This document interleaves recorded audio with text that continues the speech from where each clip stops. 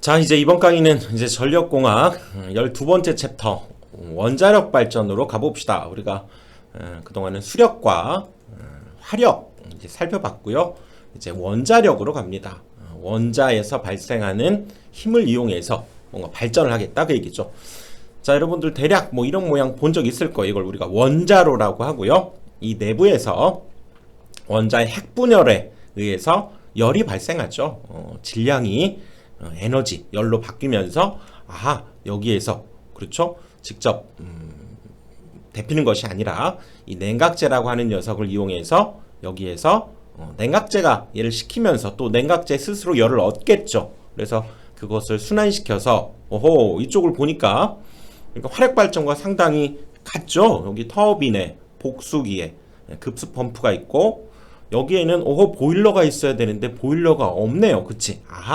이렇게 열이 발생된 이 냉각제를 그렇죠. 이렇게 열 교환기라는 곳에 통과시키고 다시 이 물을 그렇죠. 이 열 교환기 속에서 이 녀석에서부터 열을 받아가지고 물을 증기화해서 이렇게 터빈을 돌리는 이런 방식이 바로 기본적인 원자력 발전의 구성이 되겠죠. 거기에 우리는 역시 이렇게 전기자, 계자 이거를 이 터빈을 통해서 돌려서 전력을 만들어내고 공급한다. 이게 바로 전체적인 원자력 발전의 흐름이 되겠죠.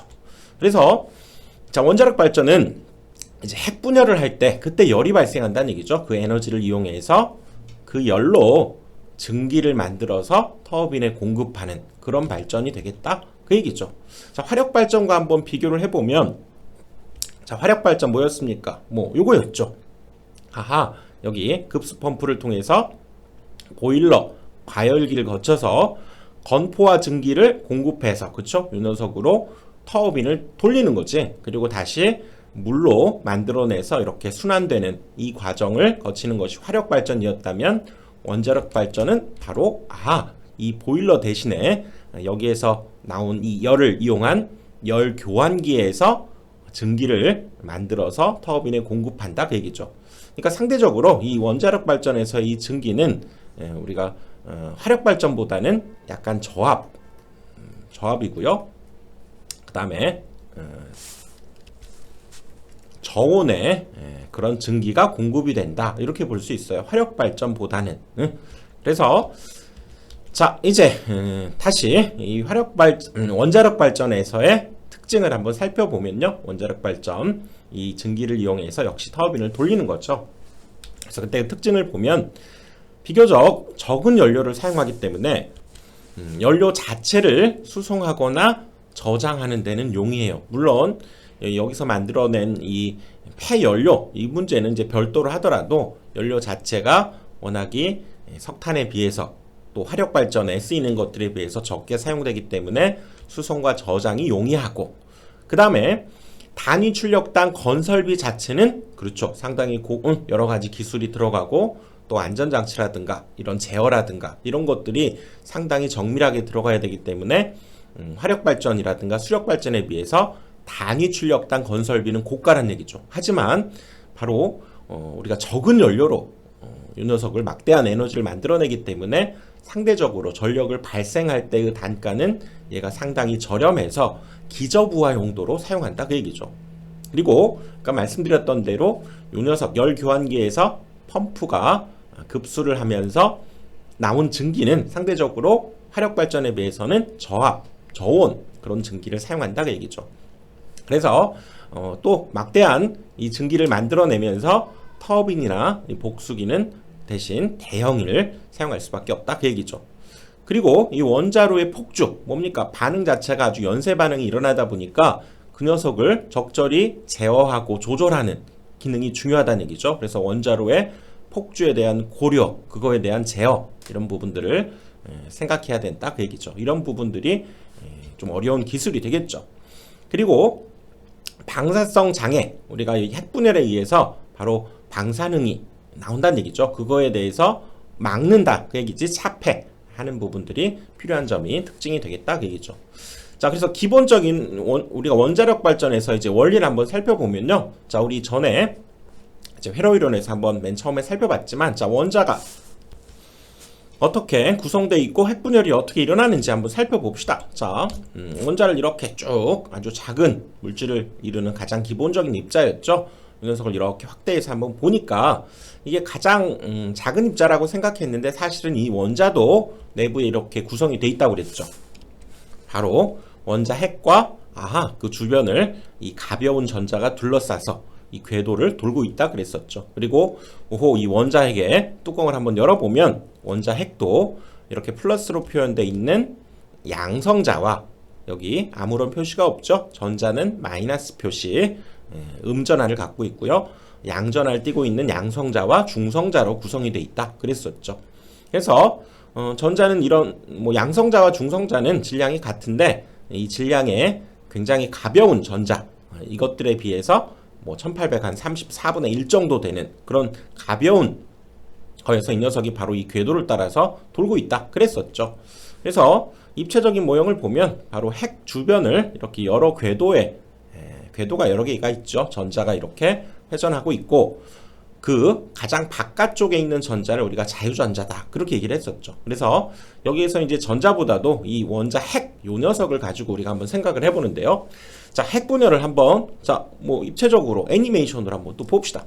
자, 여기에 중성자를 하나를 가속을 시켜요. 중성자를 하나 만들어서 가속을 시켜서 이 중성자로 요 녀석 원자 핵을 때려버리자 그 얘기죠. 자, 원자 핵을 때리면 어떻게 될까요?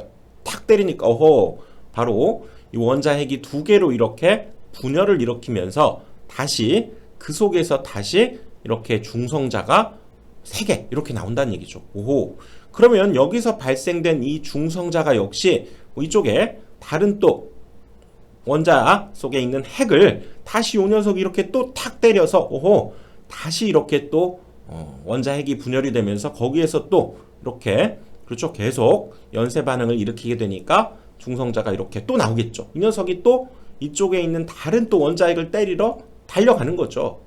이 녀석이 바로 이렇게 구성되어 있는 것이 원자 핵을 우리가 분열했다 이렇게 얘기하는데 여기에서 어떤 특징이 있냐? 지금 여기 A 상태에서 이 녀석이 탁 때리고 나서 이렇게 분열이 된 이 두 상태를 한번 비교를 해보면 자, A일 때, B일 때 이렇게 되는데 사실 여기에서는 바로 질량이 감소한다는 거예요. 이걸 우리가 질량 결손이다 이렇게 얘기하는데 A 상태에 있었던 원자 핵이 이렇게 두 개로 분열을 하면서 중성자도 만들어내죠. 추가로 덧붙여 나오는데 바로 A 상태와 B 상태의 질량을 한번 비교해 보니까 바로 A 상태의 이 원자 핵이 이렇게 분열된 이 상태보다 질량이 더 크다는 거죠. 질량 보존의 법칙이 성립하지 않네. 그렇다는 거죠. 이거를 누가 맨 처음에 주장했습니까? 바로 그 유명한 아인슈타인이죠. 아인슈타인. 그래서 아인슈타인이 질량과 에너지는 사실은 같은 개념이다 라고 하는 아주 획기적인 이론을 펼쳤고 그게 바로 정말 그 유명한 식 에너지는 mc 스퀘어다 이렇게 mc 스퀘어라고 하는 제품도 있었는데 질량과 빛의 속도의 제곱을 곱한 광속이 있죠. C는 광속 그리고 M은 그 물질의 질량이죠. 질량. 이런 방정식에 의해서 바로 질량이 에너지로 바뀌고 에너지는 또 질량으로 바뀌는 그런 것을 바로 아인슈타인이 바로 주장했고 그것이 여기에서 검증이 되고 그것을 이용한다 그 얘기죠. 바로 이런 질량 결손에 의해서 발생된 것이 바로 에너지, 열로 바뀌어버린다 그 얘기죠. 막대한 열이 발생하더라 그 얘기지. 그래서 자 우리가 사용하게 되는 이제 바로 여러 가지 중에서 가장 이런 핵분열이 잘 일어나고 적절히 제어가 가능해서 자 원자 번호 92번이죠. 92번 그리고 이거 우라늄이죠. 우라늄 그리고 235라고 쓴 것은 원자량이에요. 원자량 1몰에서의 평균 원자의 질량 이걸 뜻하는데 자 원자 번호 92번 우라늄 235를 주로 쓰게 된다 그 얘기죠. 그래서 여기에서 질량 결손이 발생하게 되는데 이것은 0.21로 AMU 그래서 원자 아톰 그러죠. 원자 질량 단위 그래서 이 녀석의 결손 0.215라고 하는 이 값을 쓰고요. 보통 이 녀석을 좀 더 기억하는 게 좋은데요.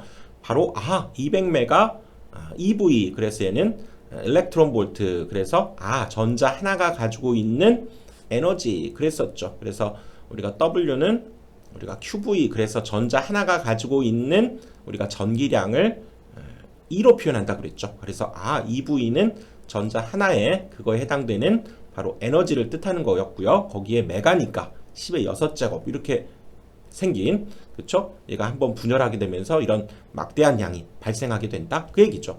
그래서 이것을 우리가 알기 쉽게 이 우라늄 9235짜리 이 녀석의 1g을 가져다가 핵 분열을 시켰을 때 열량이 어느 정도인가 하고, 자, 뭐 느낌이 안 오죠. 이거 가지고는 보니까 킬로그램당 6600kcal를 가지고 있는 이 석탄을 3.3톤 태울 때 나오는 그런 열량이라는 거죠. 1g일 때 3.3톤이라는 거죠.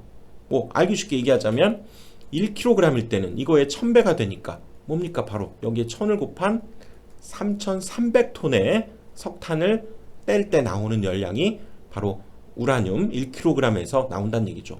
막대한 열량을 발생하게 된다 그 얘기지. 바로 그런 원리를 이용해서 바로 이 우라늄을 가져다가 핵 연료로 쓰겠다 그 얘기죠.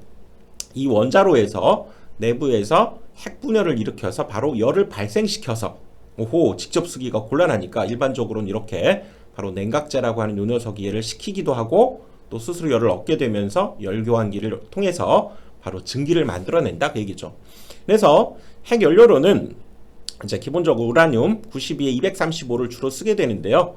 이 녀석은 상대적으로 천연 우라늄 속에서 사실 많이 들어있는 값은 아니래요. 천연 우라늄의 0.714%가 들어있다는 거지.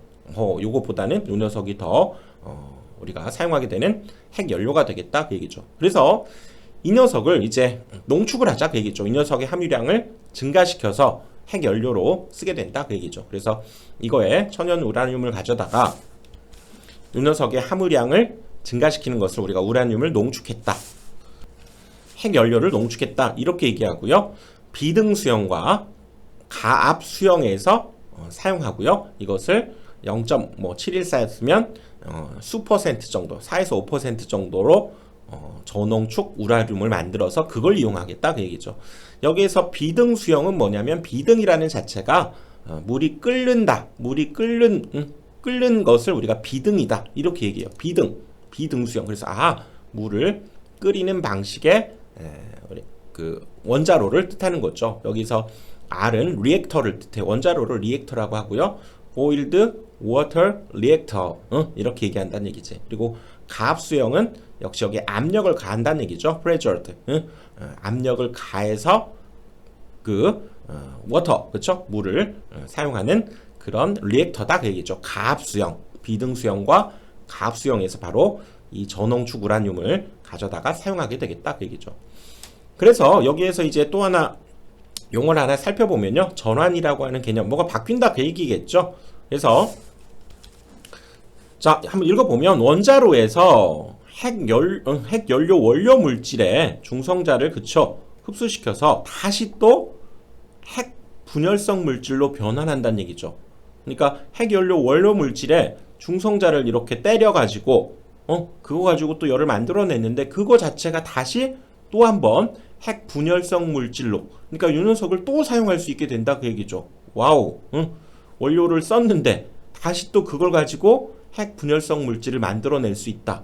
와우죠, 와우. 쓰고 버리는 게 아니라 다시 이 녀석을 또 연료로 쓸 수 있게 된다 그 얘기죠. 그래서 이 전환율이라고 하는 것이 사실상 소비된 원자수와 그로부터 다시 핵 연료로 사용될 그런 생성된 원자수의 비율을 전환율이라고 하고요.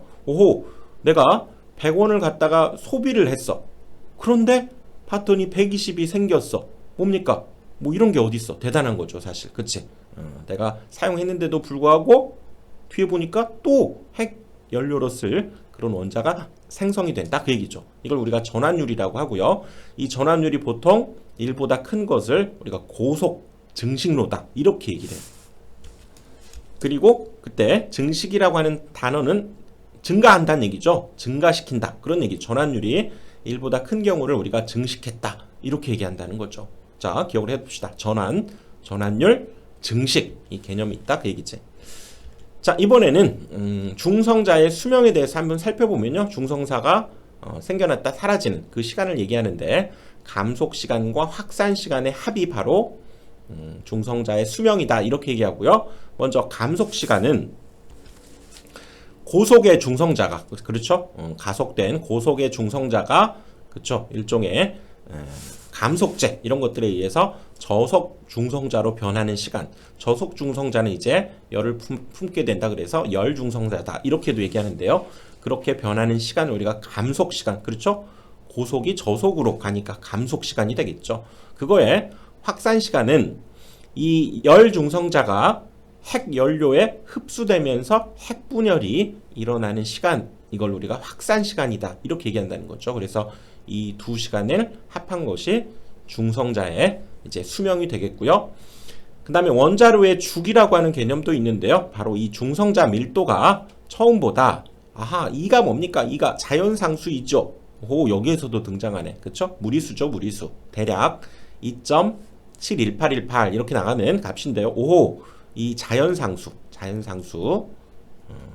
이만큼 그거의 배수로 증가하는 데 걸리는 시간을 원자로의 주기다. 또는 우리가 감속할 때는 역으로 자연상수분의 1배 이렇게 감소하는 데 걸리는 시간도 역시 원자로의 주기다. 이렇게 얘기해요. 자, 기억을 해둡시다. 그 다음 자 가봅니다. 이번에는 자 그러면서도 이제 독작용이라고 하는 어떤 성질이 있는데요. 뭔가 나쁘다 그런 얘기죠. 뭔가 문제가 생기는 작용이다 그 얘기지. 자 핵분열에 의해서 생긴 물질이 중성자를 잘 흡수하게 된다는 얘기죠. 그럼 뭡니까? 중성자로 이제 다른 것들을 또 연쇄 반응 때려가지고 또 핵분열을 일으켜서 뭔가 그쵸? 열을 발생시켜야 되는데 이 발생시킨 녀석이 다시 중성자를 또 잘 흡수한다 그 얘기야. 그러면서 이 녀석이 다른 걸 때려야 되는데 발생한 녀석이 다시 이 녀석을 흡수해버리는 그런 일이 발생해서 열 중성자 이용률이 저하가 되고 그렇죠? 이용률이 저하. 그리고 반응도도 감소하게 되는 그런 작용을 독작용이라고 한다 그 얘기죠. 이거 역시 뭐 적절히 재원은 해야 되겠죠. 그래서 자 이제 원자로로 가봅시다. 원자로로 가보면 이 녀석이 뭐가 이렇게 막 왔다 갔다 하네요. 그치? 이거 TV에서 여러분들 살짝 뭐 본 적 있을 거예요. 이걸 우리가 제어봉이다 이렇게 얘기하는데 자 이제 원자로를 한번 살펴보도록 합시다. 자 원자로는 기본적으로 이 연료가 있어야 되겠죠. 여기 지금 여기 약간 노란색으로 표현되어 있는 것이 연료봉. 자 우라늄이라고 합시다. 그리고 그때 그 녀석을 적절히 뭐 계속 이 녀석을 폭주할 우려가 있기 때문에 감속을 해야 된다는 얘기죠. 중성자를 감속제도 지금 여기 뭐 하얀색 부분으로 한번 표현해 봤는데요. 감속제로 중성자의 속도를 감소시키고 또 그 대신 중성자의 흡수는 적게 해야 된다는 얘기죠. 독작용이 생기지 않도록. 그리고 중성자의 흡수는 적되 감속을 크게 시킬 수 있는 것이 바로 감속제가 된다 그 얘기죠. 그래서 경수, 그 다음에 중수, 흑연, 베릴륨 이런 것들을 감속제 재료로 쓰는데 H2O는 많이 봤죠? 우리가 알고 있는 일반적인 물 H2O 그치? 이걸 우리가 가볍다 그래서 경수 이렇게 얘기하고요. 중수 D는 뭡니까? 바로 수소의 사실상 수소의 동위 원소인데요. 이 녀석은 수소보다 분자량이 2배가 커서 즉 무겁다 그 얘기죠. 수소와 같은 동위 원소를 얘기하고요. 수소보다 분자량이 2배 큰 그런 수소를 우리가 갖고 있어서 무겁다 그래서 중수 이렇게 얘기하죠. 그리고 C는 탄소죠. 흑연을 가지고도 쓰게 되고요. 베릴륨도 감속제로 쓰게 된다 그 얘기죠. 그 다음에 냉각제는 여기 보시다시피 원자로 밖에서부터 원자로 내를 지나서 나오게 된다 그 얘기죠. 바로 이 녀석을 식히기도 하면서 스스로 열을 얻게 되면서 열 교환기로 공급되는 그렇죠? 원자로 내부에 있는 열을 외부로 순환시키는 그런 재료를 냉각제다 이렇게 얘기하고 여기에서도 경수와 중수 그리고 이산화탄소 탄산가스죠. 이산화탄소를 쓰기도 하네요. 그리고 헬륨 이런 것도 쓴다는 얘기죠. 뒤에 보면 나트륨을 쓰기도 해요. 나트륨, 헬륨 이런 것도 쓰게 된다. 그래서 자 제어봉은 뭡니까? 처음에 봤던 대로 얘가 왔다 갔다 했었죠. 여기 녹색 이 기둥 봉이 왔다 갔다 하면서 적절히 핵분열 반응을 제어시키는 그걸 우리가 제어봉이다 이렇게 얘기하고요. 중성자를 잘 흡수시켜야 막대한 그쵸 연쇄 반응을 제어할 수 있다 그 얘기죠. 그래서 이 녀석은 대어봉은 카드뮴, 붕소, 하프늄을 사용하고 있다 그 얘기죠. 그래서 상대적으로 뭐 다른 것들에 비해서 이 녀석이 더 시험에 잘 나오는 편이고요. 그래서 이것은 하카붕 이렇게 외워볼 거야. 하카붕, 하프늄, 카드뮴, 붕소, 제어봉 중요하다는 얘기죠. 제어, 하카붕 이렇게 하카붕 외워봅시다. 하카붕, 제어봉, 중성자를 잘 섭취하는 물질이 되겠다 그 얘기지.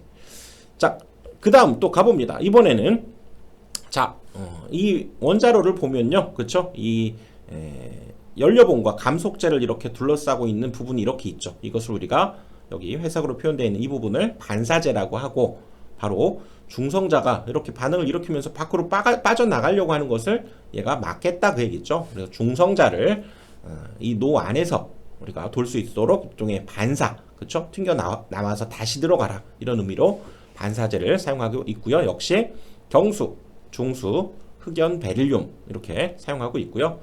마지막으로 여기 차폐제죠. 맨 바깥쪽 이 부분, 맨 바깥쪽이죠. 이 부분을 둘러싸고 있는 이 부분은 우리가 알파, 베타, 감마 중에서 베타, 감마선 이런 것들을 그리고 중성자 이런 부분을 역시 차단하기 위해서 밀도가 큰 납이라든가 콘크리트 이런 걸 쓰고 있다는 얘기죠. 원자로를 콘크리트로 외부를 꽉 막아버린다 그 얘기죠. 그래서 이제 원자력 발전의 종류를 한번 살펴보면요. 비등수형, 비등 아까 뭐라고 그랬었나? 비등, 물이 끓는다 그 얘기죠. 비등수형이 아니라 비등수형이에요. 물을 끓여서 바로 공급하는 건데요. 여기 보시면 이 녀석은 그쵸? 보일드 워터 리액터 그랬죠. 그래서 펌프를 통해서 원자로를 통해서 직접 증기를 만들어 가지고 이쪽으로 터빈을 돌리는 이런 방식이고요. 이걸 우리가 비등수형이다 이렇게 얘기하고, 우리나라에서는 이 방식은 쓰지 않는다는 거예요. 일본에서 10년 전에 있었던, 그렇죠? 10여 년 전에 있었던 그 후쿠시마에서 바로 이 비등수형 원자력 발전을 썼다는 거죠. 우리나라에서는 쓰고 있지는 않고요. 그래서 원자로 내에서 직접 증기를 발생시켜서 직접 터빈에 공급하는 방식이고요. 이거 역시 앞에서 살펴본 대로 전홍축 우라늄, 그 다음에 경수 이런 것들을 사용하게 된다 그 얘기죠. 가압수형은 압력을 준다 그 얘기죠. 프레저드, 압력을 줘서 바로 여기 물을 데펴서 사용하겠다 그 얘기죠. 우리가 처음에 봤던 그거네요. 그치? 원자로에서 이 냉각제를 이용해서 열 교환기를 거쳐서 바로 여기 증기를 발생시켜서 만드는 이 부분을 우리가 가압수형이다 이렇게 얘기하고, 우리나라의 대부분이 사실 이 방식을 쓰고 있다는 거죠. 그래서 열 교환기를 통해서 증기를 발생시켜서 역시 터빈에 공급하는 방식이고요. 얘랑 동일하게 전홍축 우라늄, 경수를 사용하고 있고, 이번에는 가압 중수형으로 가보는데요. 이번에는 동일한 구성이지만 이 냉각제에 중수를 쓰겠다 그 얘기죠. H2O가 아니라 D2O 앞에 가압 경수형, 가압수형이었죠. 가압수형은 경수를 사용한다고 그랬죠. H2O 경수를 써서 냉각제를 쓰고 있고요.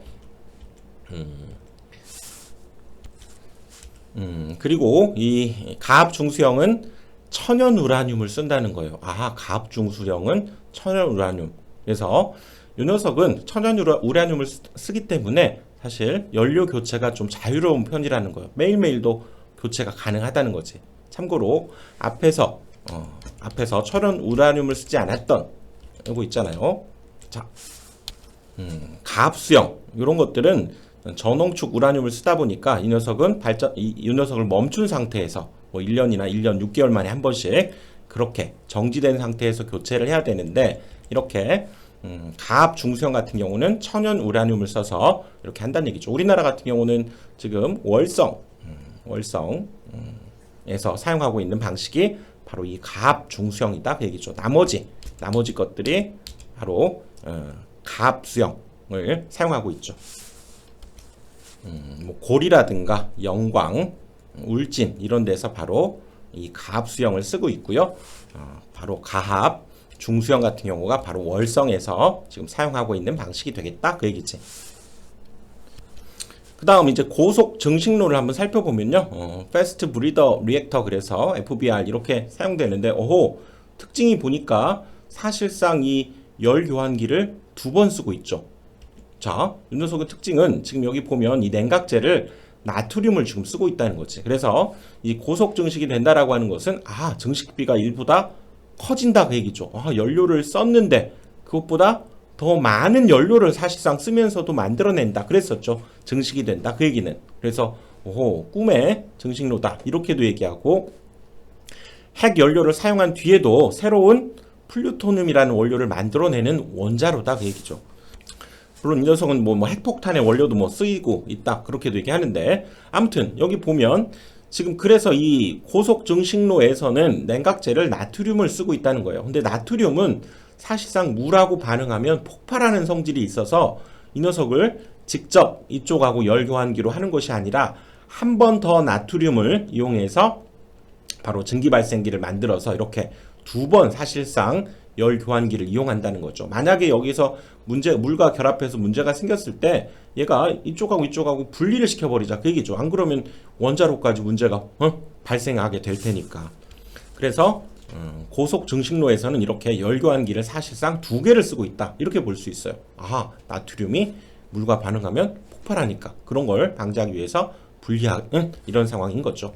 그리고 그래서 이 녀석은 따로 감속제를 쓰지 않고요, 마음껏 반응을 일으켜서 만들어낸다 그 얘기지. 그래서 냉각제로 이런 액체 나트륨이나 헬륨을 또 사용하기도 한다는 거죠.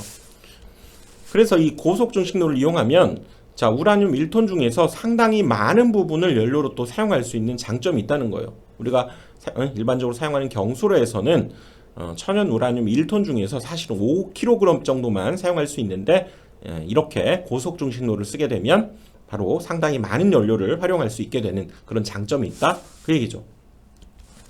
자, 이렇게 해서 원자력 발전을 우리가 이번에는 한 강의로 다뤄봤는데요. 자, 이 정도면 여러분들 문제 풀어 나가는데 충분하다 이렇게 볼 수 있어요. 또 혹시라도 부족한 부분은 이제 문제 속에서 보면 되는데요. 상당히 그래도 핵심적이고 자세한 부분들을 다뤘다 이렇게 볼 수 있습니다.